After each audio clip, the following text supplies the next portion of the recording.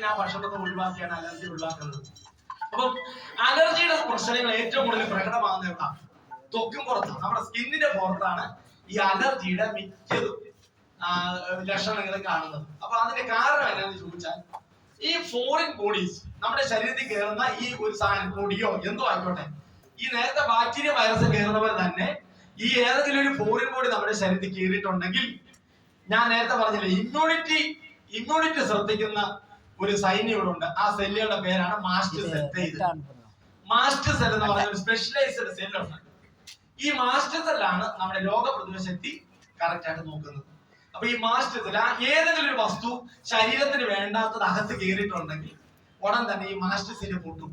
Mast cell പൊട്ടിയിട്ട് ഒരു രാസവസ്തു പുറത്തേക്ക് വരും. അതിന്റെ പേരാണ് ഹിസ്റ്റമിൻ. ഹിസ്റ്റമിൻ എന്ന് പറയുന്ന ഒരു രാസവസ്തു പുറത്തേക്ക് കൊടുക്കും. എന്തിനാണെന്ന് അറിയാമോ? ഇതിനെ തടയാൻ, ഈ വന്ന് കയറിയവരെ കൊല്ലാൻ വേണ്ടിയാണ്. പക്ഷെ ഈ രാസവസ്തു നമുക്ക് ചൊറിച്ചിലുണ്ടാക്കും. ഈ ഹിസ്റ്റമിനാണ് സത്യത്തിൽ നമുക്ക് അലർജി ഉണ്ടാക്കുന്നത്. ഇവിടെ കിട്ടിയോ? ഹിസ്റ്റമിൻ പുറത്തേക്ക് വന്നത് എന്തിനാ? ഈ ഫോറിൻ ബോഡിനെ നശിപ്പിക്കാനാണ്. പക്ഷെ ഇത് പുറത്തേക്ക് വന്നിട്ട് നമ്മുടെ സ്കിന്നെ മുഴുവൻ ചൊറിഞ്ഞ് ഭയങ്കരമായിട്ടുള്ള സംഗതികളാണ്. അപ്പം ചെയ്യേണ്ടത് എന്താന്ന് ചോദിച്ചാൽ, ഒന്നുകിൽ മാസ്റ്റ് സെല്ല് പൊട്ടാതെ നോക്കണം, അല്ലെങ്കിൽ പൊട്ടിയിട്ടുണ്ടെങ്കിൽ ഹിസ്റ്റമിന്റെ ഒഴുക്ക് തടയണം. ഇതാണ് ചെയ്യുന്നത്. ഇവിടെ കിട്ടിയോ? ഒന്നുകിൽ മാസ്റ്റ് സെല്ല് എന്ത് ചെയ്യണം? പൊട്ടാതിരിക്കണം, അല്ലെങ്കിൽ എന്താ, ഹിസ്റ്റമിന് പൊട്ടിപ്പോയി.